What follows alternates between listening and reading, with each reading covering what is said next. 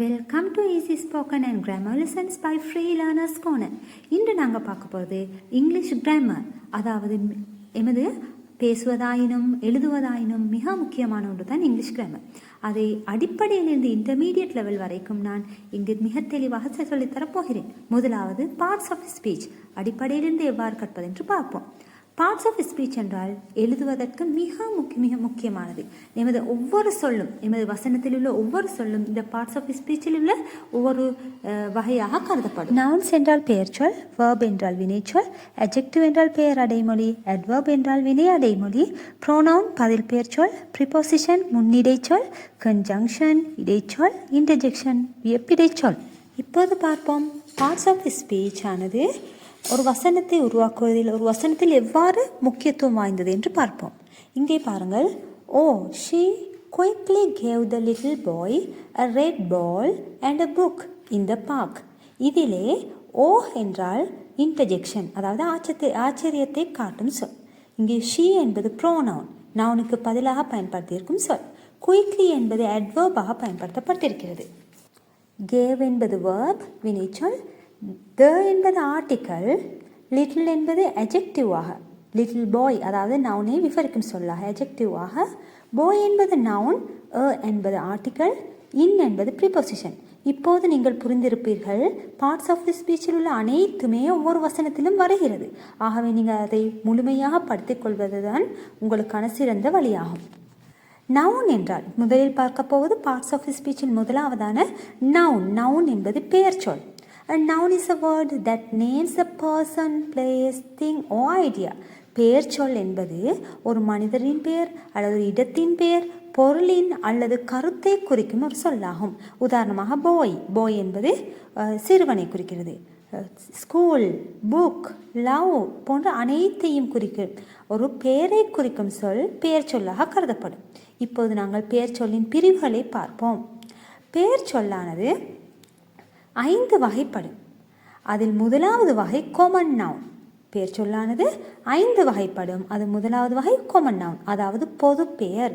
ஒரு விடயத்திற்கு நாங்கள் அனைவரும் பொதுவாக சொல்லும் பெயர் பொது பெயர். Names of general people, place or things not capitalized unless at the beginning of a sentence.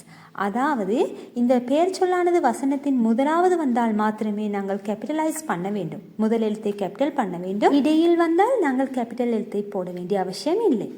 ஆகவே பொதுவாக கூறும் பெயர்கள் பொது பெயர். பொதுவாக எல்லா சிறுவர்களுக்கும் நாங்கள் போய் என்று குறிப்பிடுவோம், எல்லா நகரங்களுக்கும் சிட்டி என்று குறிப்பிடுவோம், எல்லா ஆசிரியர்களுக்கும் பொதுவாகவே நாங்கள் டீச்சர் என்று குறிப்பிடுவோம், எல்லா புத்தகங்களுக்கும் பொதுவான பெயர் புக், புத்தகம் என்று குறிப்பிடுவோம். ஆகவே காமன் நவுன் முதலாவது வகையாகும்.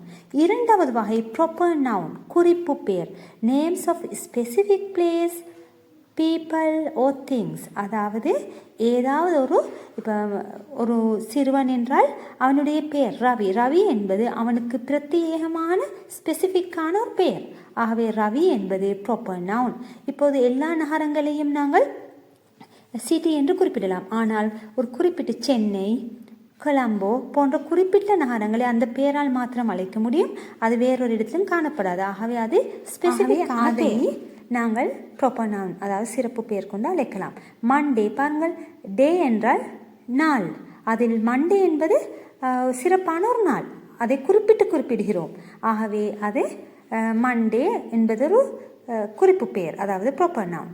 ரிவர் என்றால் பொதுவாகவே அது காமன் நவுன். எல்லா ரிவருக்கும் நாங்கள் ரிவர் என்று, நதி என்று குறிப்பிடுவோம். ஆனால் த நைல் ரிவர் என்று வரும்போது எங்களுக்கு அனைவருக்கும் தெரியுமா இதைத்தான் குறிப்பிடுகிறோம் என்று. ஆகவே அது ஒரு விடயத்தை குறிப்பிட்டு சொல்லும் ஸ்பெசிஃபிக்கான சிறப்பு பெயர் கொண்டு அழைத்தால் அதை நாங்கள் ப்ராப்பர் நவுன் என்று குறிப்பிடுவோம்.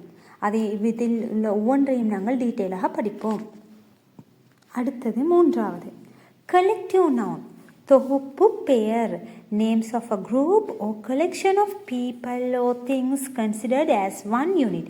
அதாவது இப்போ ஒரு மாணவன் என்றால் ஸ்டூடெண்ட், ஒரு வகுப்பை, ஒரு வகுப்பில் உள்ள அனைத்து மாணவர்களையும் நாங்கள் ஒன்றாக கிளாஸ் என்று குறிப்பிடுவோம்.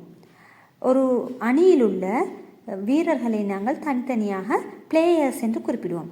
அந்த வீரர்கள் அனைவரையும் ஒன்று சேர்த்து ஒரு டீம், அணி என்று குறிப்பிடுவோம். பறவைகளின் கூட்டத்தை நாங்கள் ஃப்ளாக் ஆஃப் பேர்ட்ஸ், குடும்ப அங்கத்தவர்களின் ஒரு கூட்டத்தை நாங்கள் ஃபேமிலி என்று குறிப்பிடுவோம். ஆகவே உங்களுக்கு விளங்கி இருக்கும் ஒரு மனிதர்களது அல்லது பொருட்களது அல்லது பறவைகள் மிருகங்களது கூட்டத்தை நாங்கள் கலெக்டிவ் நவுன் தொகுப்பு பெயர் என்று குறிப்பிடுவோம்.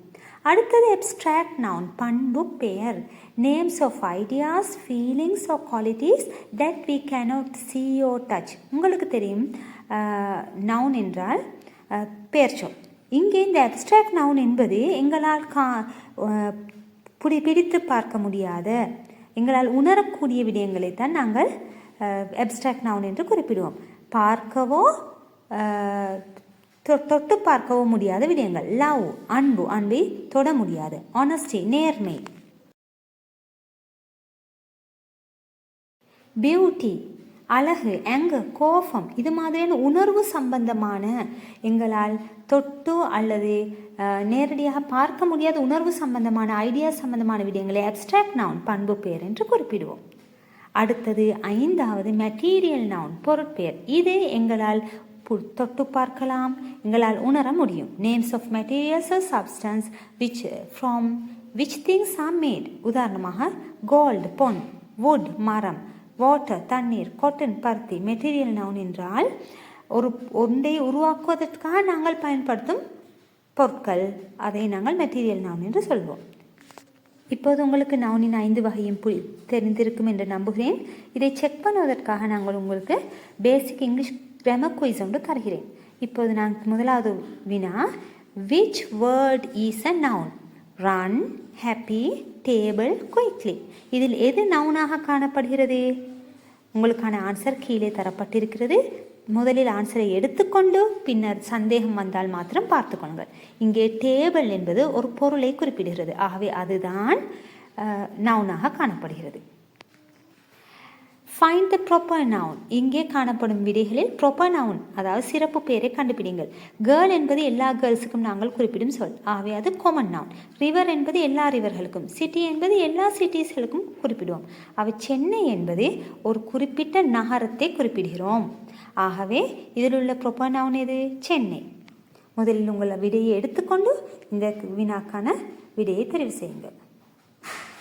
அடுத்தது choose a common noun. Choose the common noun. Monday, cat, Africa, Nile. இதில் உள்ள common noun எது? முதல் விடையை தெரிவு செய்யுங்கள். அது தெரியாவிட்டால் கீழே விடை தந்திருக்கிறேன், பார்த்து செக் பண்ணிக்கொள்ளுங்கள். common noun என்பது பொதுப்பெயர். 4வது கேள்வி, which is a collective noun? அதாவது தொகுப்பு பெயர், ஒரு கூட்டத்தின் பெயரை குறிப்பிடுவது எது? Student, crowd, boy, pen. இதில் கூட்டத்தை குறிப்பிடுவது எது? crowd. people மக்களின் crowd means a group of people. மக்களின் கூட்டத்தை நாங்கள் crowd என்று குறிப்பிடுவோம். 5வது வினா, pick the abstract noun. அதாவது பண்பு பெயர், எங்களால் காணவோ தொட்டு பார்க்கவோ முடியாதது. Beauty, flower, tree, garden. இதற்கான விடையை தெரிவு செய்யுங்கள். 6வது வினா, which is a material noun? sugar, chair, teacher, bird. இங்கே பாருங்கள், சேர், டீச்சர், பேர்ட் என்பது மெட்டீரியல் அல்லது sugar is a substance or material. Sugar என்பது ஒரு மெட்டீரியலை குறிக்கும். 7வது, identify the nouns in this sentence. இந்த சென்டென்ஸில் உள்ள வசனத்தில் உள்ள நவுன்ஸ் எது என்று கேட்கப்படுகிறது. The dog chased the cat. இங்கே எது பெயர் சொல்லாக கருதப்படுகிறது? Both dog and cat are animals. அதாவது இங்கே டாகும் கேட்டும் அனிமலாக காணப்படுவதால் நேமிங் அதுதான் இங்கே உள்ள நவுன். 8வது வினா, which sentence contains a proper noun? இதில் இந்த கீழே தரப்பட்டுள்ள 4 வசனங்கள் எதில் ப்ராப்பர் நவுன் இருக்கிறது? I like mangoes, she lives in Jaffna, birds fly in the sky, the bye runs fast. இங்கே பாருங்கள், மேங்கோஸ், ஸ்கை, த பாய் என்பது எல்லாம் common noun.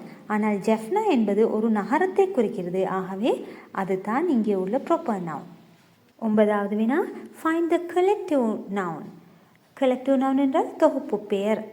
The team won the match.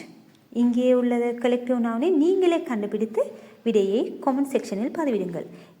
உங்களது இந்த குயிஸ் சம்பந்தப்பட்ட உங்களது கருத்துக்களை எமது கமெண்ட் செக்ஷனில் பதிவிடுவதன் மூலம் இன்னும் எங்களது யூடியூப் சேனலை விருத்தி செய்ய முடியும்.